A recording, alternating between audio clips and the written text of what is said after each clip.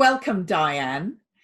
This is Diane. You have a surname that I just can't say. So, Diane, what's your surname?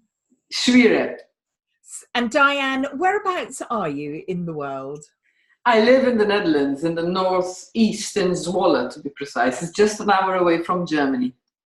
And Diane, I've been dying to have this conversation with you because I initially listened to you one day talk about fairy tales and how fairy tales have a wealth of information within them, don't they, regarding our behavior patterns. And I'd love you to tell me a little bit more about that. So how did you discover it, first of all? Well, first of all, thank you for having me here on this conversation. I'm really excited to talk about the subject because I'm very passionate about it. How did I discover it, was your question? Yeah, how did you discover that there was more within fairy tales that sort of excited you? Well, it's a recent discovery. I discovered it through watching Once Upon a Time, which was a series produced by ABC in 2011. But I only recently discovered it. But I think I've always had a fascination with storytelling. And I mentioned to my coach or ex-coach or my very good friend that you invited me to this conversation, and she reminded me of something that we did during my coaching days with her. And she asked me to think of a person who I wanted to be like, and that was Fred Rogers. There's a film now by Tom Hanks is being Fred, and I love that guy. I think he's the best. And a person I didn't want to be like, or someone I reminded myself of and I didn't like. And the first person that came to my mind was the stepmother of Cinderella. And Terry asked me to describe the qualities that I didn't like in this woman. And I thought she was patronizing, cruel, standoffish, not loving, basically just really aloof. And then Terry asked me to just be with these characteristics and see what could possibly be behind all this behavior that I didn't like. And I started to try and imagine, because that's all I could do, because I don't know the background of the stepmother of Cinderella. It's all make-believe, right? It's all story. And I started to try to imagine why she had become that way. And I started to think of her childhood, what she could have experienced. And as soon as I started to go on that journey in my heart and in my mind, compassion started to well up. I started to feel compassion for Cinderella's stepmother. And when that compassion stepped in for the stepmother, it stepped in for myself. Oh, what do you mean by that? Because I was asked to think about who I would like to be, who most person would I like to be, and the most person I wouldn't like to be. And I thought that I had the characteristics. We are mirroring, people are our mirrors. So on one level, probably I have characteristics of Fred Rogers. I have some of his charisma.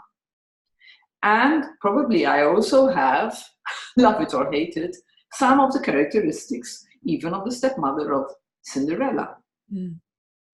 But I prefer to be on the right with Fred, because for people who are listening and not watching, Fred would be on my right and the stepmother would be on my left. I wanted to lean more to the right than I wanted to the left. But the minute I started to feel compassion for her, I realized that the person I was having compassion for was myself. So that is when I started to see the value of stories. Yeah. Of how fairy tales, of how people who are looking at fairy tales, and the stories after all, because it's a fairy tale, but the fairy tale is a story. Mm-hmm. So, but my fascination grew to, is now it's huge. I'm really passionate about this series called Once Upon a Time. And I've watched it, 7 series, 22 episodes per season, twice. The first time I started to watch, I was fascinated. I was really drawn to the evil queen, Regina. And I thought, why on earth are you drawn to this evil woman? She murders, she rips people's heart out of their chests, she crushes people's hearts, she's destroyed villages. Why are you so drawn to her? And once again, like Cinderella's stepmother, I started to see my own dark side. I started to see my own pain, because Regina, the evil queen, acted out and was so cruel because her pain had turned into anger, vindictiveness, and vengeance. Mm. But then throughout the series, naturally, I started to see her, well, how this story was built by the producers. She started to evolve, and I started to see her transformation. Mm. And the minute she realized and she saw her own love inside of her, the minute she saw that she could love and that she had wasted so much time on anger and vengeance, is when she started to remember who she really was. Yeah. Transformation. And in the series, the main theme is faith and remembering who you are. Mm. Remembering who you are. From season 1, episode 1, to season 7, episode 22, remembering who you are. Now, for them, the context that sentence was used was different to the context that I use it, remembering who I am in the sense that I am a child of the universe. And my essence is good. It can never be destroyed. Nobody can touch it. Nobody can harm me. Yeah. The essence of that. They were pointing to remembering who they are before they were cursed. Yeah. But I can analyze it in any way I want to. Nobody's going to stop me from saying the story and giving my own interpretation.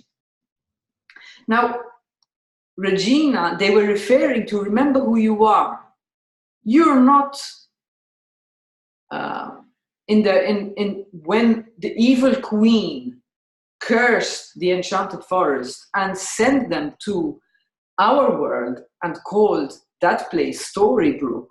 Mm. Her cursed name was Regina, which really and truly is queen. Mm. And everybody else's names changed. So what they were referring to, remember who you are Snow White, you are Prince Charming. But what they were truly saying is, who you are is someone more than you think that you are. Oh, I've lost my train of thought. But that's amazing, isn't it? I mean, that is, when you said that when you look at that story, you know, every single person that looks at a story or a fairy tale, obviously that's a story. When we read books and stories, we take out of it what resonates with us. And that is when we listen to our inner wisdom, because the inner wisdom is knocking on our door and going, hey, did you see this? Did you notice this when you were reading that? So you must have, apart from the fact that I think the subject is fascinating, you also must have had some transformations yourself. For sure. Mm. For sure. And I think kind of evolved. I started to transform myself. I started to see, because apart from being cruel, Regina was very powerful. She was a leader. Mm. And I started to recognize my leadership qualities, and that I too am a leader, and that I too can lead from love and with love. So even though she was hated, she did what was needed to be done, ultimately at the end of it all, to save her people, her subjects, because that's what they call it in the ancient, that sort of, the word subject is. But she did everything, and she was recognized ultimately. So I wasn't just, that's why I was drawn so much to her. I was drawn to her inner power, because I recognized my own. So, and I would guess, Diane, that if we looked at stories like Snow White and all these sorts of stories, if we look at one of those personalities, you know, one of those personalities, they are displaying, you know, behavior patterns all the time. I mean, I was thinking about Snow White. And the purity of her. But actually, she probably didn't have much streetwiseness, did she? But she was a bandit, because since the evil queen chased her mercilessly, she had to learn to survive, and she became a bandit. So she was streetwise. Yeah. But what Snow White always tried to portray was her purity. Yeah. When in actual fact, she wasn't all pure. She also had a dark side. And I think that another thing that really fascinates me in this program is that Regina did not try to cover up her dark side. She owned it. And when she discovered her light side, she owned it too. But in contrast, Prince Charming and Snow White had huge difficulties with facing their darkness. And we as humans find it difficult to embrace our darkness. Yeah. And the truth is that they sit right next to each other. Yes. And darkness cannot snuff out the light. It just cannot. There's nothing on earth, this I know as intuitively, nothing on earth can snuff out light. No, because I think also that when we look at our darkness, we bring our light to actually highlight it, to be able to illuminate it, so that we can see it and discover it, and, you know, and just understand it more. But you are completely right that we are only light and dark. And for anybody to be authentic, you have to be able to embrace both, because they work together, you know? Yeah, it's okay, true. But it is on a human level, it is not really easy to look at yourself in the mirror and say to yourself, yes, right, I do have a dark side. We'd rather look at our light side, but ultimately, I think, to have a complete or more of a fulfilled life, the best thing or the ideal thing for us to do would be to embrace both, to embrace the dark. And I think that there is loads of information in the dark side. The dark side points you back to what you're not seeing. Definitely. Definitely. I mean, on one level of transformation, we look at our dark side and we allow ourselves to glean information from that to transform. But I also know that the dark side is a story, is created from the story that we create in our mind. And the real transformation comes when we completely realize that it is all made up.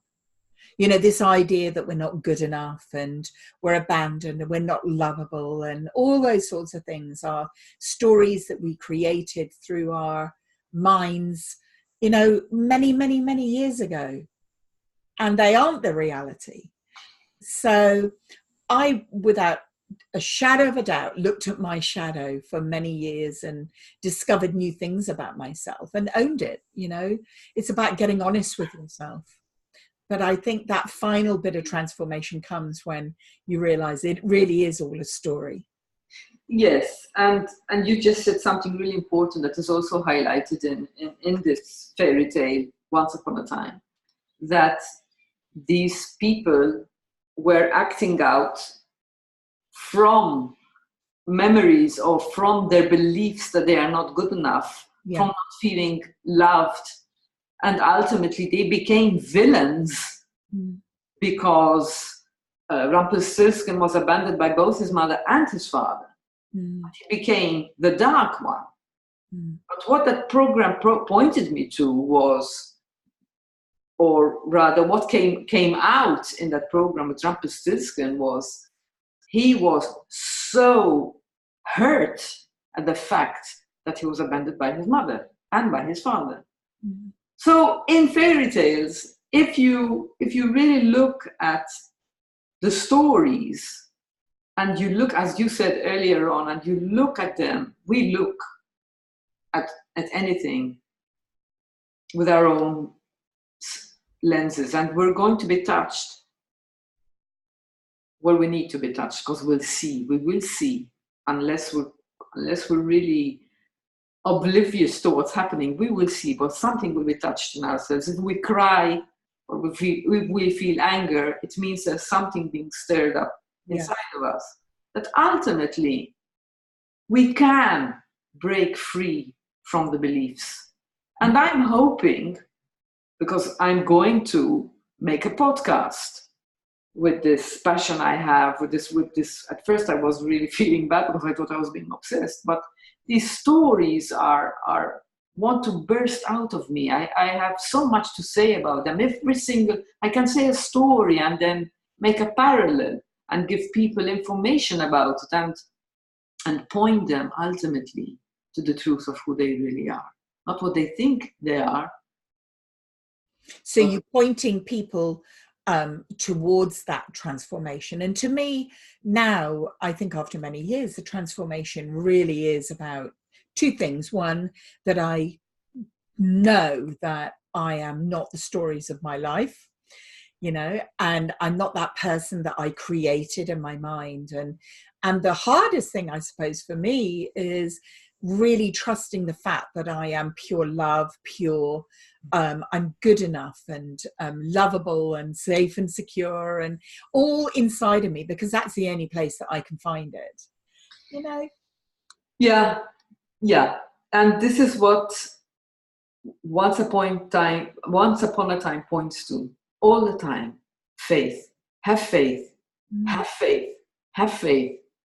We will find a way. Have faith. Have faith in who you are. Never give up. And I think this is a message that perhaps in this day and age, even in what's happening in the world, when people get bogged down by what's happening in the world and they think that they have to, or they get really mad or depressed. I don't. Personally speaking, I'm not worried about what's unfolding in the world, because putting my attention there and worrying about it isn't solving anything. But many people follow the news and they're just ready for every little piece of information that is bad. I think that this message of love and hope and faith can really be helpful, or at least I hope it's a ray of sunlight for people who perhaps are feeling hopeless. So what you're saying, Diane, I think I'm hearing you say is that in the stories themselves, there is this amazing thread, which is about faith and transformation. And love. And love. And in our own life, there is a story, really, about faith and transformation and love. Yes. That I definitely agree with. It's something that I've experienced and many people that I know have. And that all these stories may be going on around us, but as long as we keep believing in that faith and transformation and love, you know, that enough of us will turn out like that. Yes, that is what I'm saying. Except that I will be, not except, I'm not sure if that's the proper word, I will be using stories to show people that ultimately, with faith and hope, with faith and love, in Once Upon a Time, hope is used constantly. With faith and love, we always find a way, and the universe has our back. We are safe, and we have everything that we need in any given moment. But I will tell it in story form, because I'm hoping, I think a large percentage of people love stories, and as you said before, again, identify with stories. Yeah. And it might get the listeners to hear something different. But on a podcast. Oh, definitely. We should. I can't wait to listen to that podcast, because I love stories, and I love the messages that we get out of our stories as well, you know, whether they're in books or our own life, actually. So what do you think inner wisdom is to you, Diane? With regards to fairy tales or in general? Whichever way you like to answer that. Inner wisdom.